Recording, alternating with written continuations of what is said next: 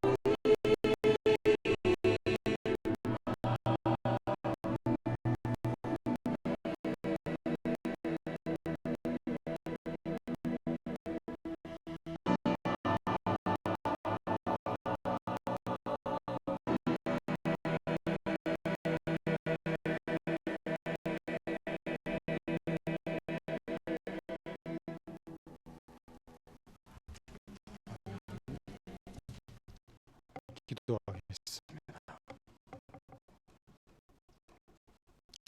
이 시간 우리가 하나님의 말씀을 주목하며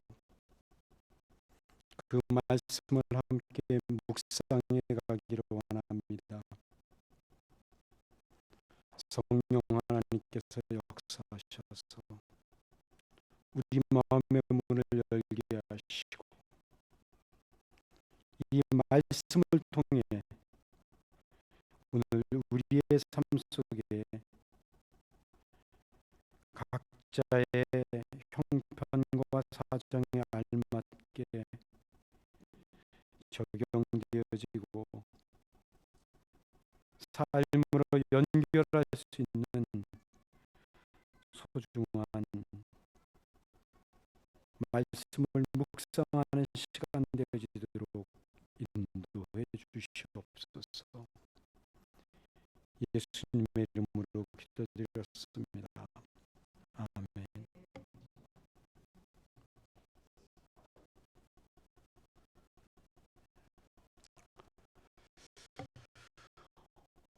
성령론에 있어서만큼은 한국 교회는 순복음교회의 영향을 많이 받은 것 같다는 생각이 듭니다. 그래서 우리는 성령 충만하면 무엇보다 병 고치는 신유의 은사나 방언을 하는 은사나 예언을 하고 또 입신이나 진동과 같은 황홀경들을 많이 생각하게 됩니다. 제가 총신대 다닐 때 한 2번 정도 순복음교회 금요 철야 집회에 참석을 한 적이 있었습니다. 새벽에 첫 버스가 다닐 때까지 온 밤을 새워서 집회를 하게 되어지는데 정말 그 뜨거운 열기는 대단하다고 여겨집니다. 그런 어떤 그 기도의 열기는 우리가 좀 배워볼 필요가 있을 것 같아요. 그 당시 그 조영규 목사님이 어떤 일정한 시간이 되면 그 집회를 인도하면서 설교를 한 다음에 꼭 병이 나은 사람이 있으니까 무슨 병이 나온 사람이 있으면 손을 들라고 말을 합니다. 그러면 집회에 참석했던 사람들 중 몇 사람이 손을 들고 자리에서 일어서는 것입니다. 저는 그 광경을 보면서 참 신기하게도 생각이 되어졌고 성령님께서 특별히 순복음교회에만 강하게 역사하시는 것 같은 그런 생각을 갖기도 했습니다. 그런데 유심히 보니까 이 조영규 목사님이 간에 이상이 있는 사람 손 드세요. 신장병 통증인 사람 나았습니다. 나은 사람 한번 손 들어보세요. 다리를 절고 있는 사람 나았습니다. 손 들어보세요.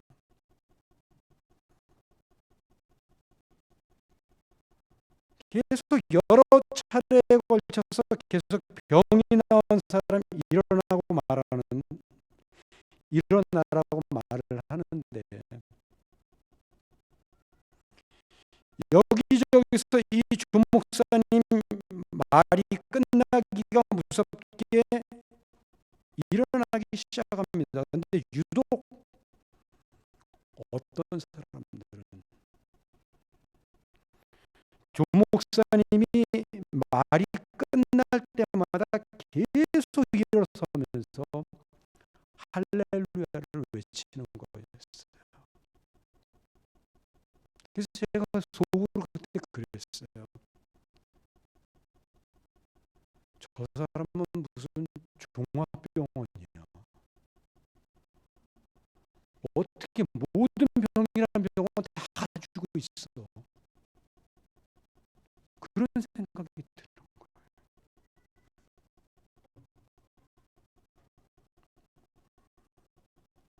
그래서 승복음교회 성령론에 대해서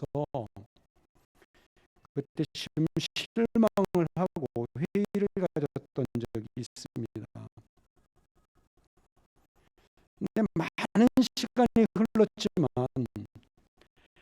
한국교회 안에는 여전히 제가 조금 전에 말씀드린 이 성령과 관련해서 나타나는 은사적인 측면은 별로 변하지 않았다는 생각을 하게 됩니다. 물론 성령님께서 하시는 일 가운데는 여러 다양한 은사들이 있고 이 은사들은 지금도 몇몇 사람들에 의하여 나타나고 있는 게 사실입니다. 이 사실은 부인할 수 없어요. 성령께서 역사하시는 능력 가운데는 분명히 고린도전서 12장에서 열거하고 있는 다양한 은사들이 있어요. 그리고 실제적으로 나타납니다. 그게.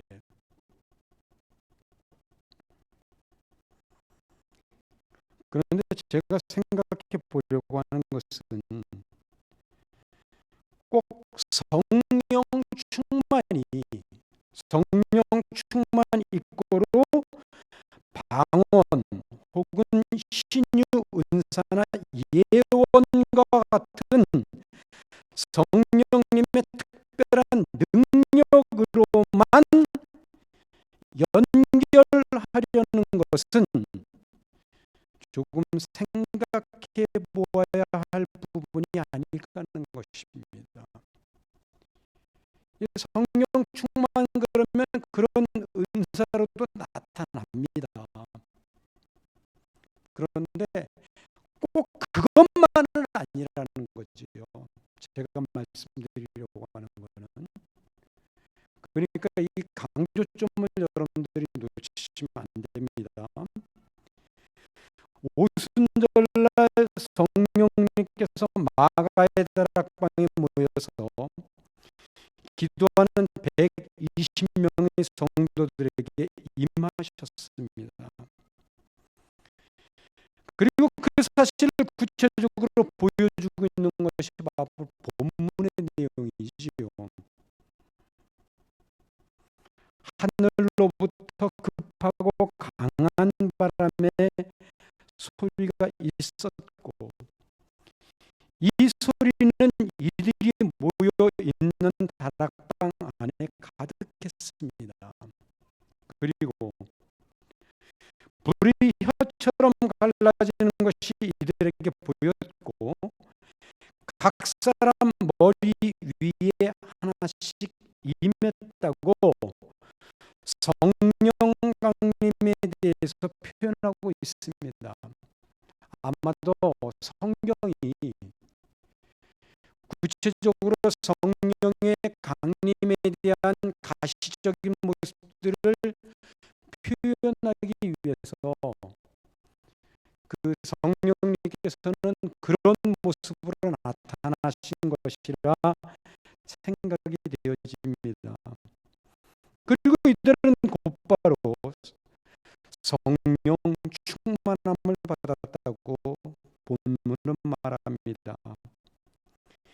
이 사실 속에서 오순절 성령 강림 사건에서 말하고자 하는 핵심과 오늘 우리의 현실적인 신앙관에서 생각하는 성령 강림이 무엇인가 조금은 다르지 않는가 하는 생각을 하게 됩니다. 지금도 우리 마음에 드는 신앙관 속에는 예수를 믿으면 그 다음으로 성령을 받아야 조금은 그래도 신앙이 있는 신자가 되어지고, 그 다음으로 성령으로 충만해서 방언을 받거나 신유의 은사 정도는 받아야 아주 고급스러운 신자가 되는 것은 아닐까 하는 생각들이 있습니다. 한국교회 성도들 안에 그런 생각을 가지고 있는 분들이 꽤 많이 있어요. 의외로. 그리고 성령을 받는 방법은 우리의 마음이 견딜 수 없는 뜨거움에 사로잡혀야 하는 것으로 생각해 왔습니다. 아마도 오순절날 성령께서 강림하시는 과정 속에서 불의 혀처럼 갈라지는 것이 각 사람 위에 임했다는 기록 때문에 이런 생각을 갖게 되어진 것은 아닐까 하는 생각을 하게 됩니다.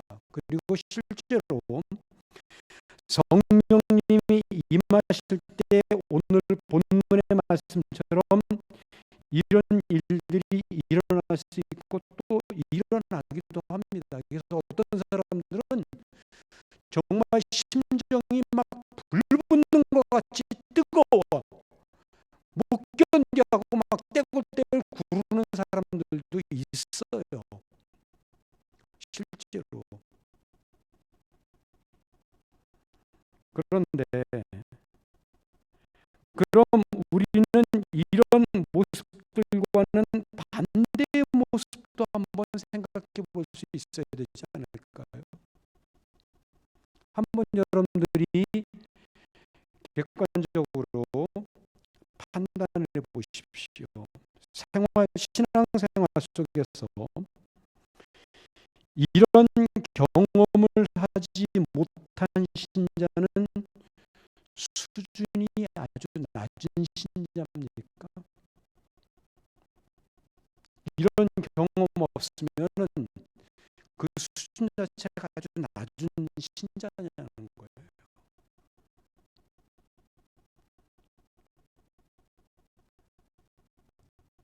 여기 지금 이 자리에도 한 130여 명 정도가 지금 모여진 거로 여겨지는데 과연 성령님을 그 뜨거운 불 가운데 체험했던 분이 몇 분이나 계실까요? 그 몇 분들 빼놓으면 나머지 분들은 전부 다 낮은 수준의 신자입니까?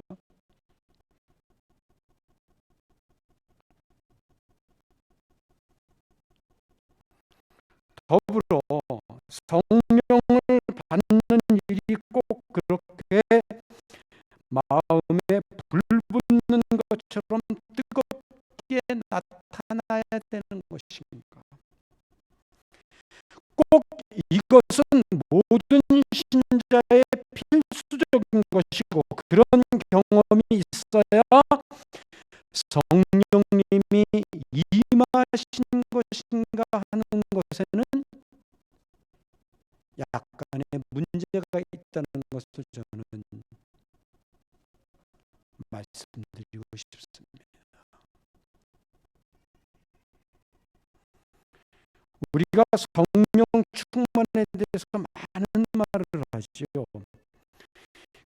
그리고 저 역시도 성령 충만함을 입기 위해서 참 많이 기도하며 간구했던 것으로 생각이 듭니다. 그리고 성령으로 충만해지면 확신과 감격으로 넘치고 새 힘을 얻어서 큰 능력을 행할 수 있는 것도 사실입니다. 그러나 본문에서 기록하고 있는 성령 강림 사건을 통해 성령이 오늘 우리에게 이야기하는 초점은 이런 한국 교회의 성령과는 아니라는 사실을 말씀드리고자 합니다.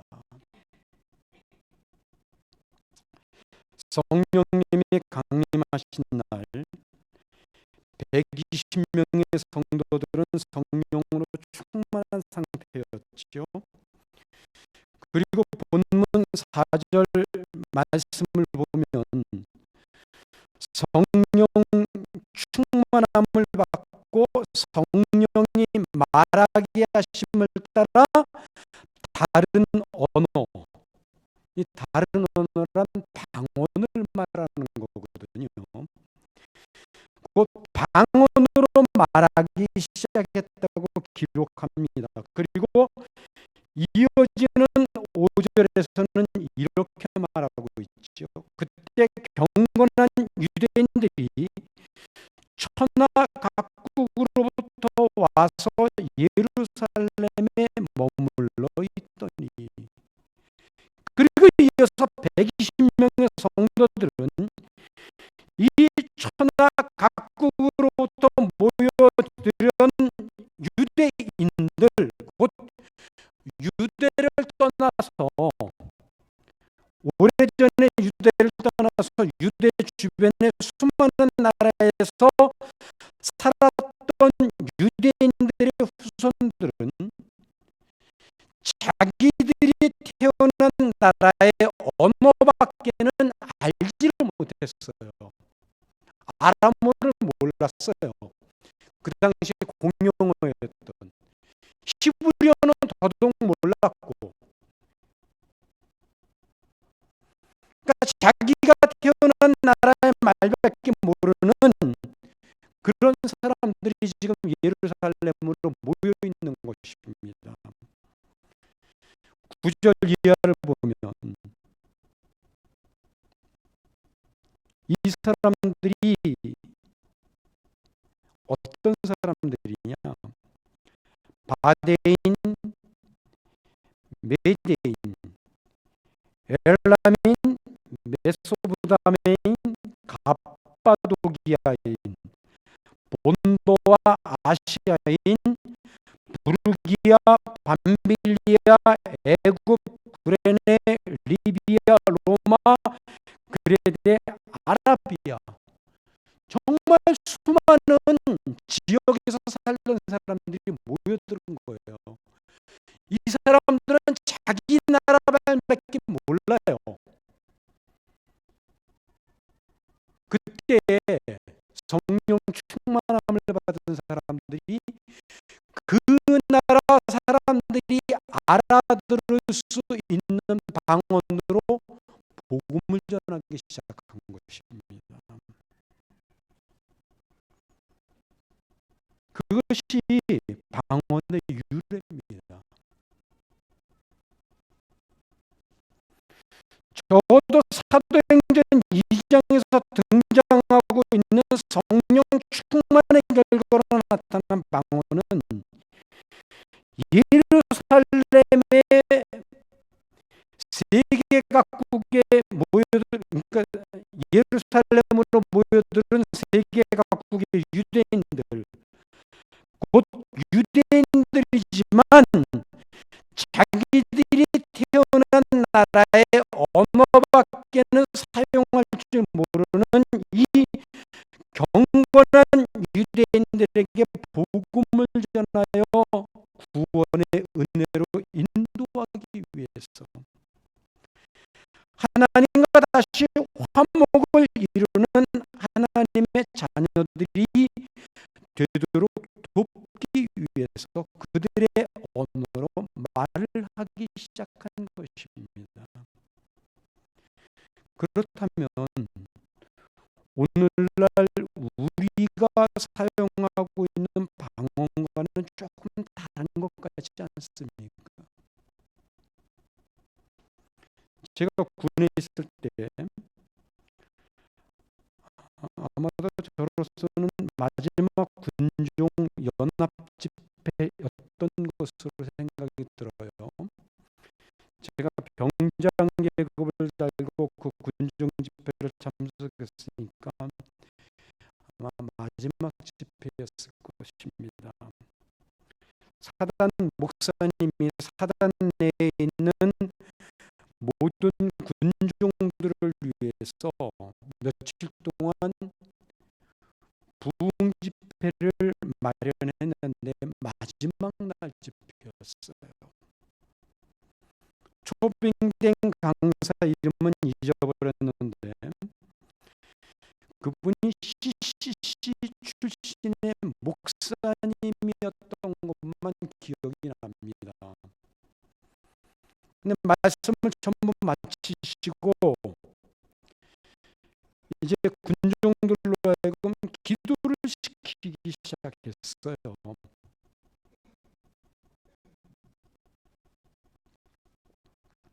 그리고는 자신이 몇몇 사람은 직접 손으로 안수할 때 방언이 터질 것이라는 이야기를 했습니다.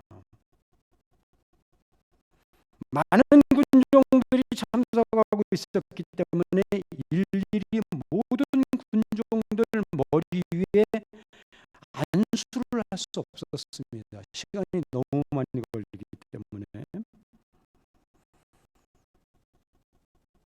그래서 이제 기도하는 군종들 사이사이를 다니면서 몇 사람에게만 안수를 했어요.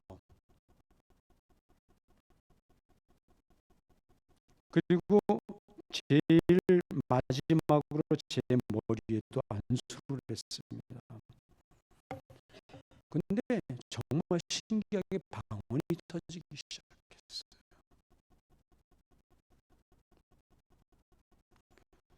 사실 그 당시에는 제가 은근히 방언을 했으면 하는 바람이 속으로 있었거든요. 근데 방언이 터지니까 얼마나 신이 나겠습니까? 그냥 입을 크게 벌리고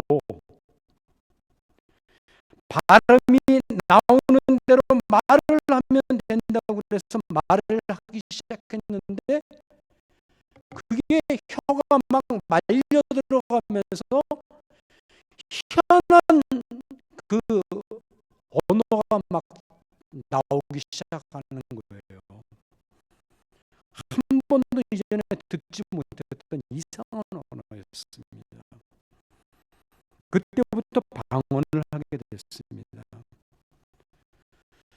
한때는 그렇게 방언으로 기도했는데 한 2시간 이상을 기도했는데도 불구하고 나중에 시간을 보니까 한 10분 정도 기도한 것 같은 그런 경험도 했었어요.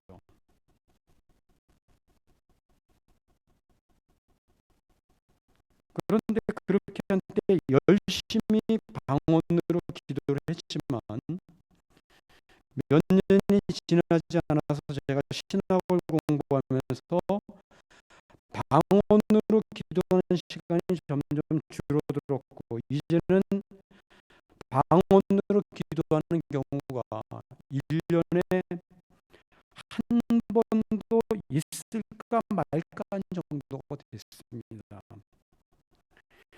왜냐하면 방언으로 기도하면 시간 가는 줄 모르고 열심히 기도를 할 수 있지만 도대체 무슨 내용으로 내가 기도를 하고 있는지 모르겠는 거예요.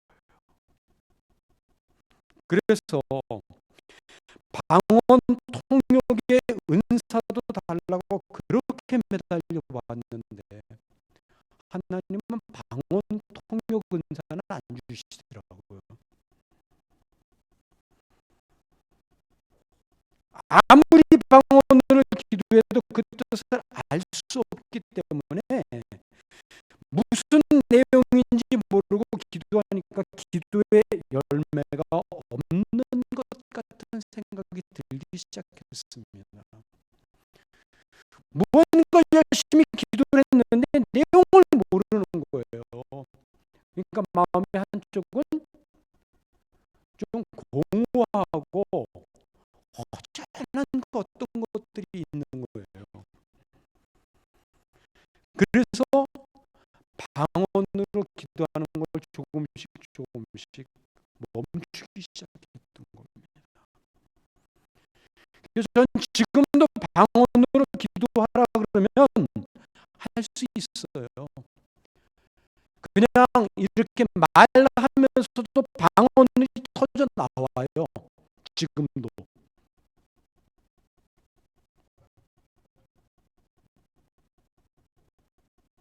그러나 일부러 방언으로 기도하지는 않습니다. 그리고 통역의 은사가 있으신 분들은 방언으로 열심히 기도해도 괜찮다는 생각을 합니다. 그렇지만 많은 사람들이 있는 데서 소리를 내서 기도하면 다른 사람들의 기도에 방해가 될 수 있다는 사실을 꼭 기억하시고 그렇게 크게 기도하지는 마셨으면 좋겠어요. 그러니까 혼자 입으로 조용히 이렇게 다른 사람 들리지 않게, 옆에 사람 들리지 않게. 왜냐하면 저도 이 경험을 해보고 방언으로 해보니까 이 방언으로 기도하는 것이 옆에 사람들한테 얼마나 신경이 쓰이는지 몰라요. 희한한 언어가 막 들리잖아요. 우리가 전철 타고 가다가도 누군가가 영어를 하면 그 사람에게 시선이 쏠리지요. 방언으로 기도하는 건 더 쏠려요. 그러다 보니까 이 기도하는 게 방해가 되더라고요. 그러니까 그런 것만 주의하시면은, 그리고 혼자 있을 때는 방언으로 열심히 큰 소리를 내서 기도해도 괜찮아요. 그러니까 방언으로 기도할 수 있으면 열심히 기도하세요. 근데 제가 여기서 생각하는 것은 초대교회에서의 방언은 다른 언어를 가지고 있는 유대인들을 전도할 목적으로, 복음을 전할 목적으로 방언이 사용되어졌는데 우리는 기도하는 일에만 이 방언이라는 것이 적용되어지더라는 것입니다. 물론 기도하는 일에 방언으로 기도하는 것 자체가 잘못된 것은 아닙니다. 절대로 잘못된 거 아니에요. 그러나 초대교회의 모습과는 많이 다르다는 것을 제가 지금 말씀드리고 있는 겁니다. 원래 방언이 시작된 취지와 조금 다르게 바뀌어졌다는 거지요. 그렇게 된 것은 아마 초대 고린도 교회 이후가 아닐까 생각이 듭니다. 고린도전서 12장을 보면 바울이 방언에 대해서 다루고 있는 내용들이 있는데 이미 이때 방언이 오늘날의 방언과 같은 모습으로 바뀌어져 있지 않았나 하는 생각을 하게 됩니다. 그러나 이렇게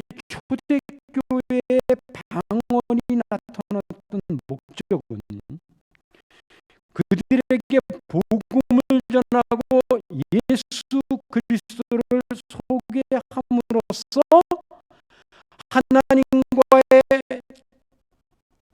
관계가 단절되고 끊어졌던 사람들, 그 사람들에게 초점이 있다는 거예요. 그러니까 방언이 나타나게 된 목적이 이 복음을 전하고 복음을 전하는 것으로 끝나는 것이 아니라 이방 지역에서 오랫동안 살고 있었기 때문에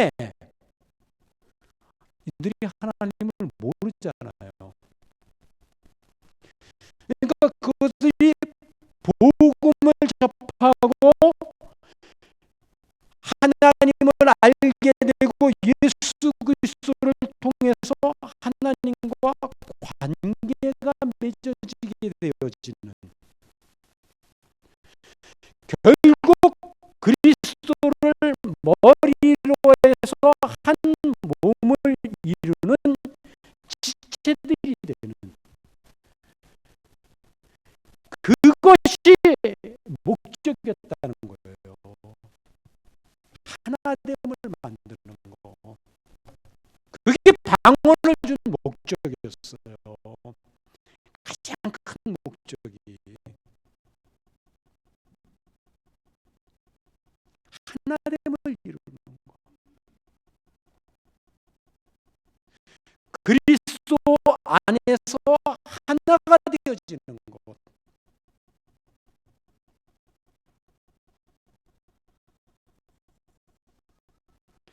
그것이 구원의 궁극적인 모습이 아니겠습니까?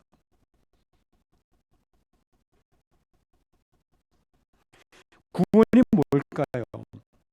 구원받았다는 말은 무엇을 의미하는 것일까요? 하나님은 우리의 아버지가 되시고 우리는 그분의 자녀가 되었다는 말이 아닙니까? 아버지와 자녀라는 관계로 하나가 되어지는 것을 말하고 있는 것이 구원이 아닙니까? 그러므로 예수님 안에서 하나님의 자녀로 묻고자 하신 것, 하나님과의 관계 회복이 방언을 주신 하나님의 목적이었다는 것입니다. 이걸 놓치면 안 돼요. 방언의 역사 속에서 나타나는 그 유래에서 이게 가장 중요한 목적이에요.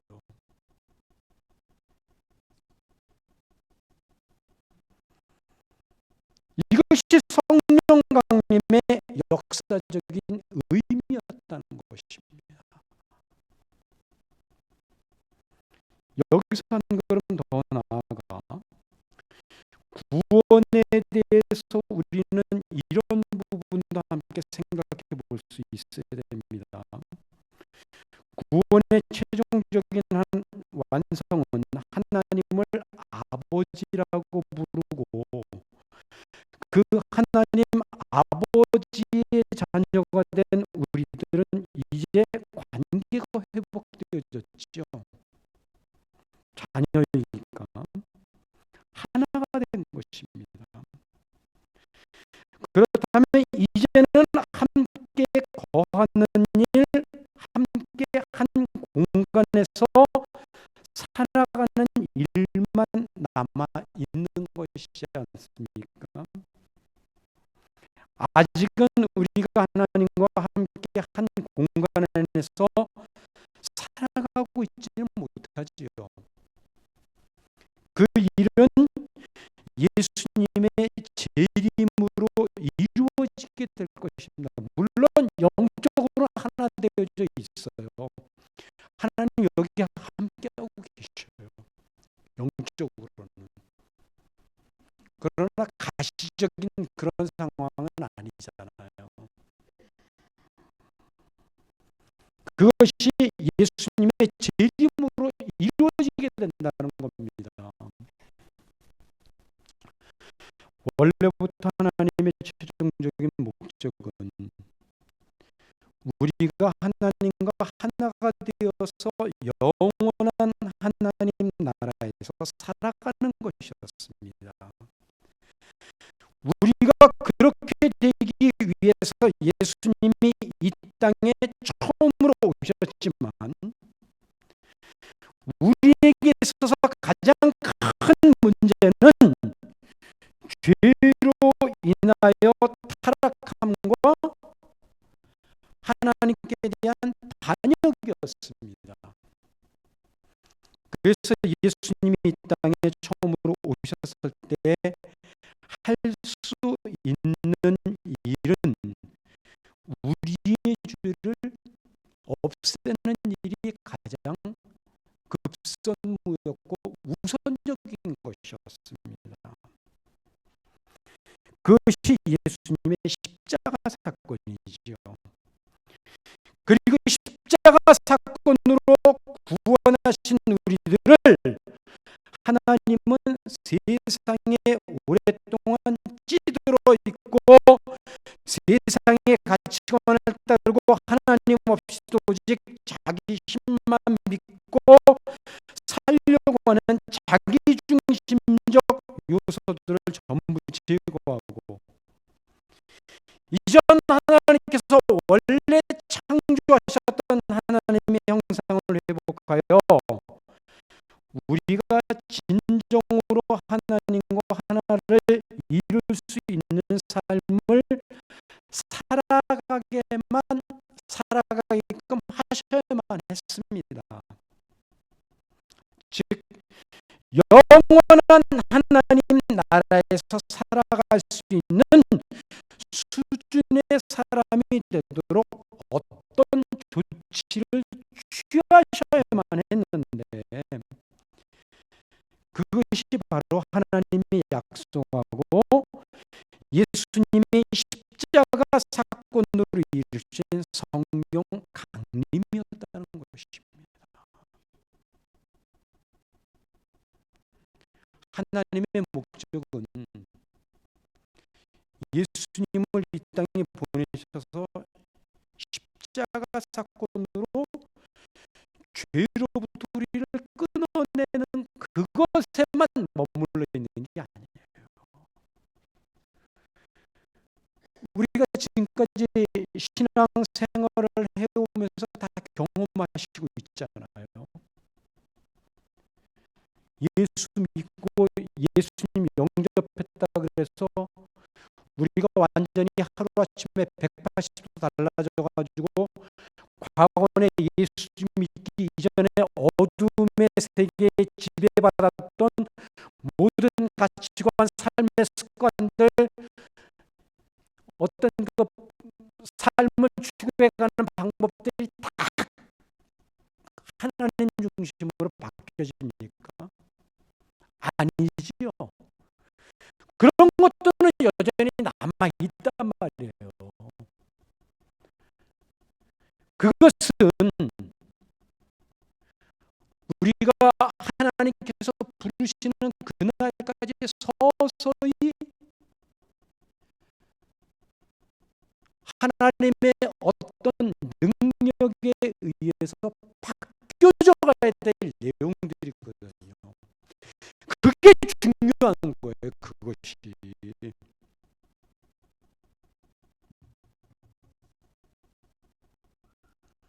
그래서 하나님은 그 일을 이루시기 위하여 우리에게 성령을 보내주신 것이라는 겁니다.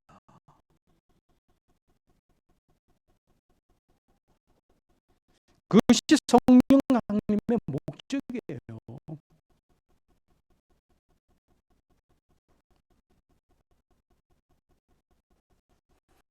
그렇게 조치를 취하신 결과인 성령님이 우리 안에 오심으로 우리를 하나님의 원하시는 사람으로 지어내고야 말 것이라는 것이지요. 그래서 에베소서 2장 22절은 우리에게 이런 말을 하고 있습니다.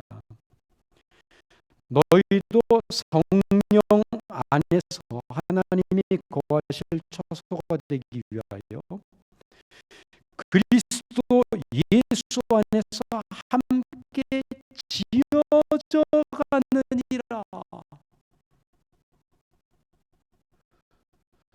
예수 그리스도 안에서 성령님으로 더불어 성령님의 역사로 말미암아 함께 지어져 간다는 거예요. 어떻게? 하나님이 원하시는 사람으로. 하나님이 거하실 처소가 되게 하기 위하여 예수 그리스도 안에서 예수님과 함께 성령님으로 지어져 가고 있는 중이라고 말하고 있는 것입니다.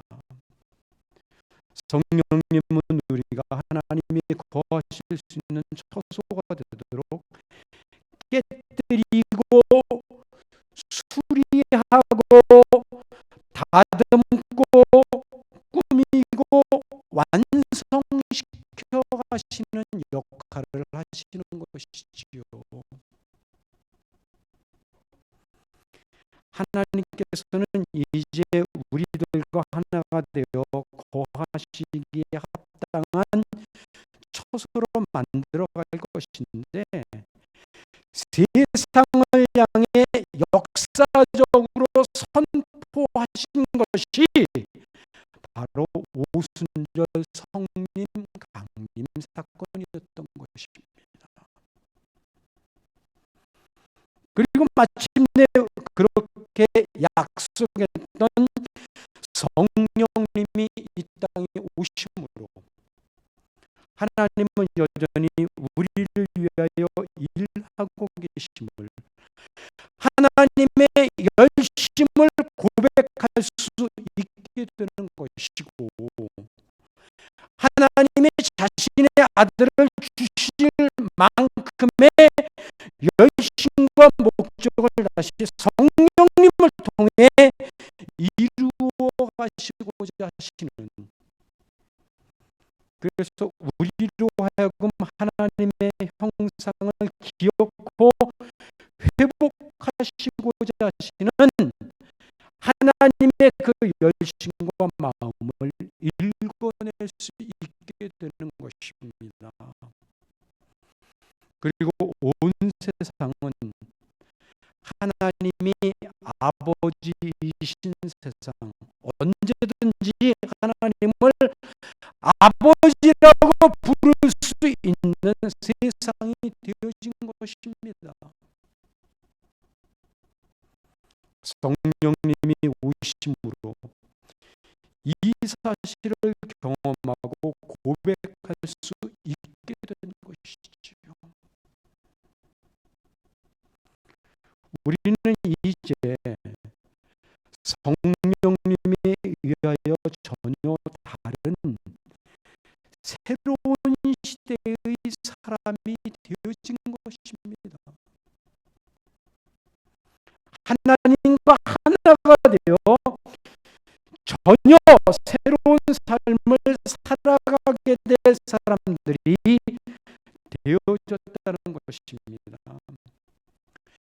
하나님이 거하실 수 있는 전혀 새로운 피조물이 되어졌다는 것입니다. 하나님을 아버지라고 부르며 하나님과 끈끈한 부자의 사랑과 정을 나누며 살아갈 수 있는 사람들이 되어졌다는 것입니다. 따라서 성령님이 우리 안에 오신 가장 확실한 근거요, 제가 앞에서 계속 두 차례에 걸쳐서 성령님이 우리 안에 오심으로 우리가 예수를 믿게 되었다는 근거를 고린도전서 12장 3절은 이렇게 말씀하고 있습니다. 그러므로 내가 너희에게 알리노니 하나님의 영으로 말하는 자는 누구든지 예수를 저주할 자라 하지 아니하고 또 성령으로 아니하고는 누구든지 예수를 주시라 할 수 없느니라. 보세요. 성령님이 먼저 오신 거예요.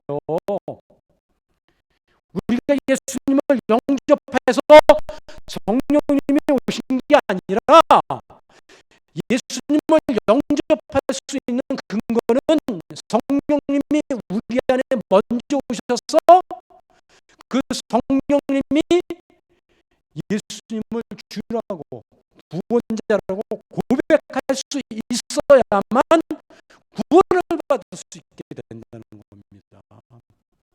그러니까 순서가 성령님이 먼저 오신 게 되는 겁니다.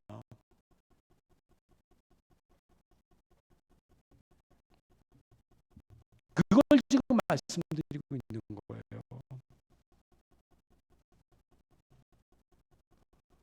우리가 예수님을 영접함으로 성령님이 오신 게 아닙니다. 성령님이 우리 안에서 역사하셔야 예수님을 주님으로 영접할 수 있는 사람이 된다고 지금 고린도전서 말씀하고 있는 거 아닙니까? 따라서 예수님을 주님으로 믿고 고백하는 모든 사람들에게는 이미 성령님이 계시는 거예요. 우리의 마음이 뜨거워야 성령님이 오신 게 아니라 그런 거에 관계없이 성령님은 오셨다는 겁니다. 그 확실한 증거가 오늘 우리들이 이 자리에 함께 모여 있다는 사실, 그 자체입니다. 우리 각자가 성령님이 함께 하신다는 증거라는 것입니다. 우리 각자가 개개인이.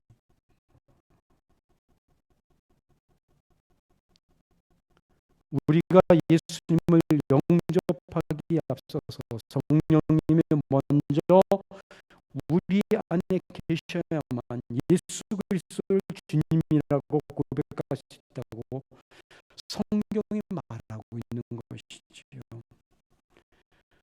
특히 우리가 본문의 말씀으로 나타난 예루살렘에 모인 사람들의 반응을 주목해 볼 수가 있습니다. 이렇게 각기 각 나라의 말로 복음을 전하자 복음을 접한 모인 사람들은 놀라고 당황했으며 심지어 이들이 세술에 취했다고 조롱하기도 했다는 사실입니다. 지금 복음을 전하는 120명의 성도들이 달라져 있어요. 어떻게 달라져 있습니까? 얼마나 많이 달라져 있는지 이들을 본 사람들의 반응은 놀라고 당황했을 정도라는 것입니다. 방언으로 인한 결과이긴 하지만 성령이 임하신 이후에 가장 중요하고 놀라운 것은 변화입니다. 변화. 세상이 놀라고 당황할 정도로의 변화, 이것이 성령님께서 임하신 사람들에게서 나타나고 있는 가장 중요한 특징입니다. 우리가 신앙생활 가운데 자주 놓치는 것 중에 하나는 바로 이 부분인 것 같아요. 예를 들어 성령 충만함을 받은 이후 성령님의 특별하신 능력의 역사가 나타나는 경우들이 참 많아요. 그래서 병든 사람들이 병이 낫고 방언을 합니다. 그런데 삶이나 인격이 변하지 않는 경우들이 종종 있어요. 그런 체험을 했는데도 불구하고 성품이 안 변해요.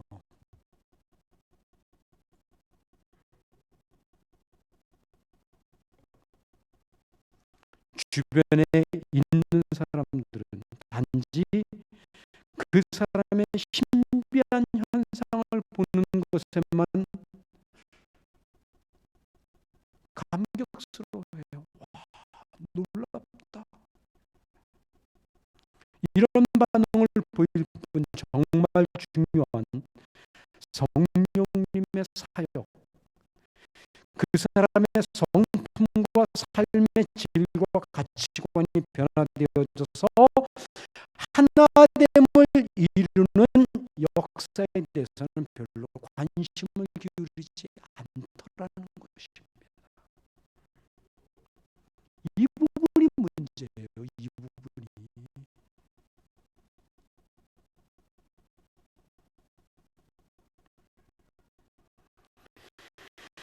성령이 말하는 말은 우리로 하여금 아멘으로 화답하는 것 자체가 아니라 아멘 다음으로 나타나는 삶의 질입니다. 삶의 질. 아멘 다음이 중요하다는 거예요.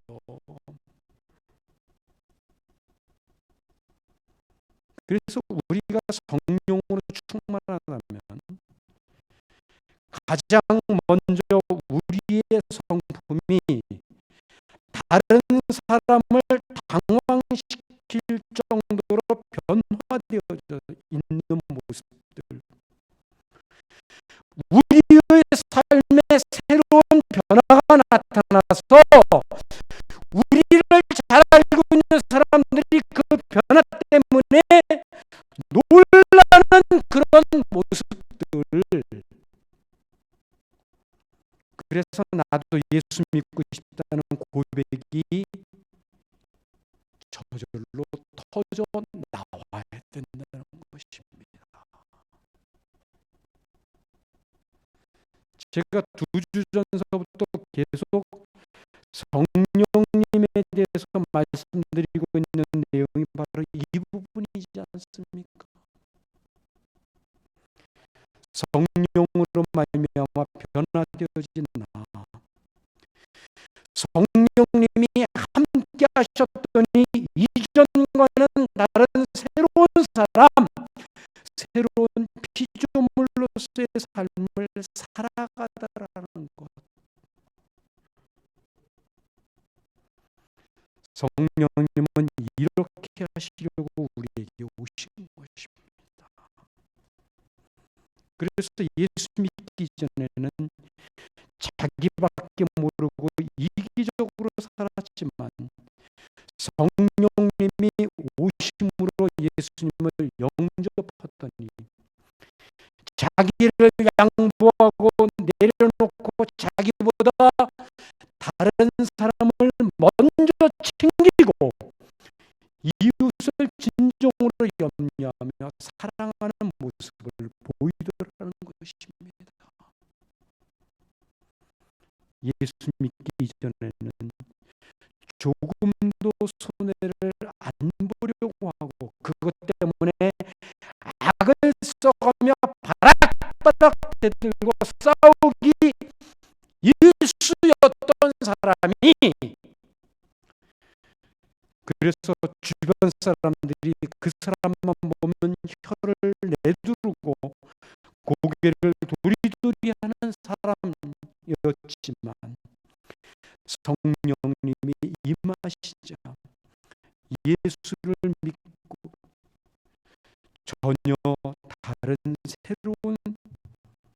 새롭게 태어나는, 전혀 다른 세상에서 온 사람처럼 끊임없이 자기의 것들을 양보하고 겸손해하며 온갖 힘들고 굳은 일은 앞장서고 다른 사람을 먼저 배려하는 삶을 살아가는 모습, 이 모습이 있어야 된다는 거예요. 이것이 성령님이 우리 안에 오신 가장 궁극적인 목적인 것입니다. 우리를 향하신 하나님의 열심이 우리를 기업고 하나님의 형상을 회복해서 하나님의 자녀다운 사람으로 만들어 가시고자 하시는 하나님의 열심이 우리 안에 성령님을 보내주셨습니다. 이것이 우리를 향한 하나님의 사랑이고 하나님의 은혜입니다. 저는 우리 모두가 우리 안에 계신 성령님으로 인한 빛이, 그래서 하나님 보실 때 내가 정말 잘했다고 흡족해 하시는 모습이 나타날 수 있는 성도들이 되시기를 감히 소망합니다. 그러므로 우리가 이 땅을 사는 날 동안 우리를 향한 하나님의 열심을 왜곡하지 않고 감사하며 그 성령님으로 인하여 하나님이 원하시는 사람으로 빚어지기를 소원하고 간구하고 힘쓰시는 삶을 살아가시는 여러분들이 되시기를 진심으로 바랍니다. 이제 우리 다 같이 하나님 앞에 우리에게 이렇게 놀라운 은혜를 베풀어 주신 주님, 그 주님과는 그 어떤 것도 바꾸지 않고 주님만을 사랑한다고 고백하는 귀한 찬양을 올려드리기 원합니다. 나